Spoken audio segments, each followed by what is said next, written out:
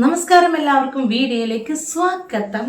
അപ്പം ഇന്ന് നമ്മൾ ചർച്ച ചെയ്യാൻ പോകുന്ന വിഷയം, വീട്ടിൽ പ്രസവിച്ച ഷഹീദിൻ്റെ കൂലി ലഭിക്കുമത്ര. ആ കൂലിയും കൂടി മേടിച്ചിട്ടേ നമ്മളെ സമൂഹത്തിലുള്ള ചിലർ ജീവിക്കൂ എന്നാണ് മനസ്സിലാക്കാൻ പറ്റിയത്. എന്തായാലും 5 പ്രസവിച്ച ആ പാവപ്പെട്ട സ്ത്രീയുടെ മരണത്തിന് കാരണമായ ആ കാലിനെ കുറിച്ചാണ് സംസാരിക്കാൻ പോകുന്നത്.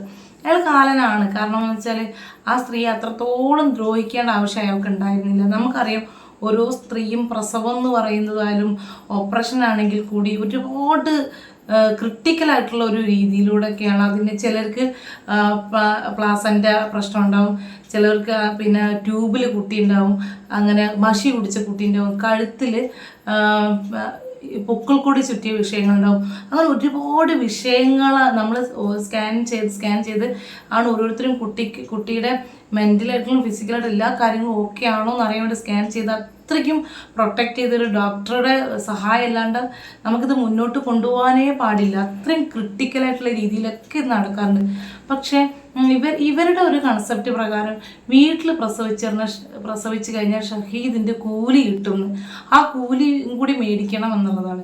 അപ്പം ഞാൻ ഈ ഇടയിൽ തിരൂരിലുള്ള കുറച്ച് ആളുകൾ ഈ വീട്ടിൽ പ്രസവിച്ചവർക്ക് വേണ്ടി വാട്സപ്പ് ഗ്രൂപ്പ് ഉണ്ടാക്കിയിട്ടുണ്ട്, വീട്ടിൽ പ്രസവിച്ചവർക്ക് വേണ്ടി ഗ്രാജുവേഷൻ സെറിമണി ഉണ്ടാക്കിയിട്ടുണ്ട്.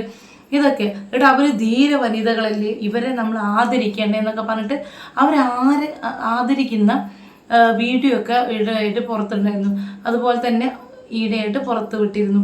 അതുപോലെ തന്നെ അവരുടെ വാട്സപ്പ് ഗ്രൂപ്പുകൾ എല്ലാം ഉണ്ട്. ഇത് ഒരു മതവിഭാഗത്തിൻ്റെ ഇടയിൽ നിന്നും ഇത്തരം രീതിയിൽ ഇതിനെ പ്രചരിപ്പിക്കുമ്പോൾ ഇതിൻ്റെ ഉള്ളിലുള്ള അപകടം അത് വലിയതാണ്.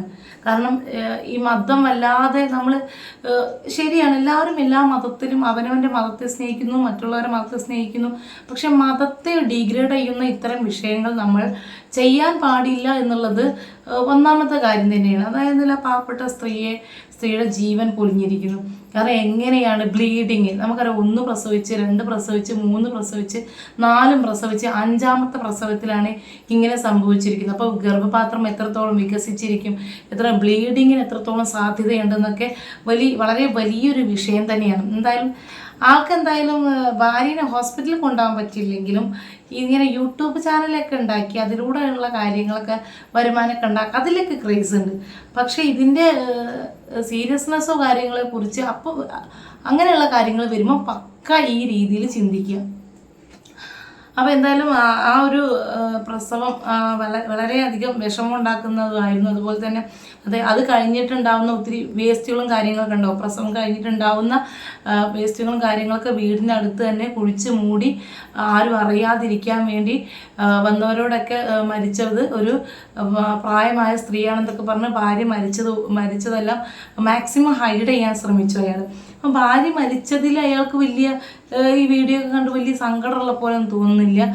അയാൾക്ക് എന്തോ വലിയ അഭിമാനം ഉള്ള കാര്യം പോലെയാണ്. ഇങ്ങനെയുള്ള ഒരുപാട് പേരുണ്ട്. വീട്ടിൽ പ്രസവിച്ചവരെ ധീര വനിതകളാക്കി ആദരിക്കുന്ന ഒരു വീഡിയോ നമ്മൾ നേരത്തെ കണ്ടിരുന്നു. എന്നാലും തിരൂരുള്ള ഞാൻ നേരത്തെ പറഞ്ഞത് തിരൂരാണ് ആ ഒരു വാട്സപ്പ് ഗ്രൂപ്പും വീട്ടിൽ പ്രസവിച്ചവരെ ആദരിക്കുന്ന ഒരു ഗ്രാജുവേഷൻ സെറിമണിയൊക്കെ നടന്നത്. അതിനൊക്കെ ചുക്കാൻ പിടിക്കുന്നതും അല്ലെങ്കിൽ അതിനെ എത്രത്തോളം പേര് സപ്പോർട്ട് ചെയ്യുന്നുണ്ട് എന്നുള്ളത്, നിങ്ങൾ സപ്പോർട്ട് ചെയ്യുന്നുണ്ടെങ്കിൽ എൻ്റെ വീഡിയോയുടെ താഴെ ഒന്ന് കമൻറ്റ് ചെയ്യുക.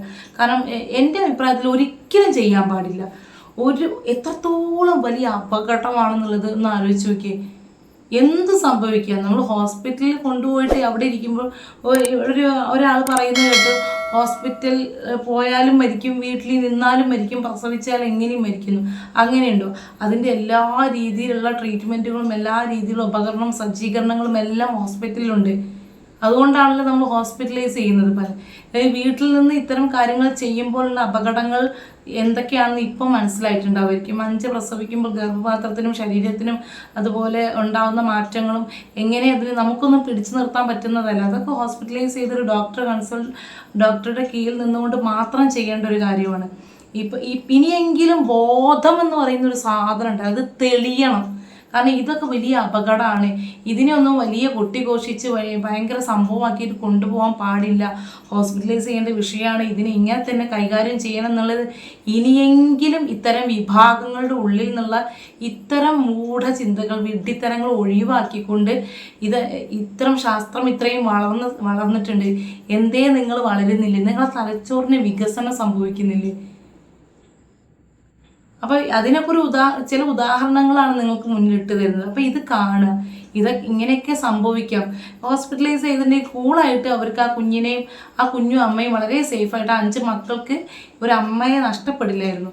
ഹോസ്പിറ്റലൈസ് ചെയ്തിട്ടുണ്ടെങ്കിൽ വളരെ കൂളായിട്ട് കഴിഞ്ഞു പോകേണ്ട ഒരു വിഷയം നിന്ന് ബ്ലീഡിങ് സംഭവിച്ച് അവർ മരണപ്പെടുകയും ചെയ്തു. അപ്പോൾ എന്തായാലും അസ്മ എന്ന് പറയുന്ന സ്ത്രീയാണ് മരണപ്പെട്ടത്. അത് സിറാജ് എന്ന് പറയുന്നതാണ് അവളുടെ ഭർത്താവ്. അപ്പോൾ എന്തായാലും പെരുമ്പാവൂരിൽ നിന്ന് മലപ്പുറം വന്ന് താമസിച്ച് മലപ്പുറത്ത് നിന്നും ഇങ്ങനെയൊന്ന് സംഭവിച്ച് വാടക വീട്ടിൽ താമസിക്കുമ്പോഴാണ് ഇങ്ങനെയൊരു ദുരന്തമുണ്ടായത്. അമിത രക്തസ്രാവം കൊണ്ട് തന്നെ ആ സ്ത്രീ മരണപ്പെട്ടു. ഇനിയെങ്കിലും ഇത്തരം വിഡ്ഢിത്തരങ്ങൾ ചിന്തിക്കുന്ന ഒരു വിഭാഗം തന്നെ ഉണ്ട്. ആ വിഭാഗങ്ങൾ ഇനിയെങ്കിലും കണ്ണു ഉറക്കുക. ഇത് കൊട്ടിഘോഷിച്ച് ആഘോഷിച്ച് അവാർഡ് കൊടുക്കേണ്ട കാര്യമല്ല എന്നുള്ളത് ഇനിയെങ്കിലും ബോധം ഉദിക്കണം എന്ന് മാത്രമാണ് ഈ വിഷയത്തെക്കുറിച്ച് പറയാനുള്ളത്. അടുത്തൊരു വാർത്തയുമായി അടുത്ത വീഡിയോയിൽ കാണും വരെ ബൈ.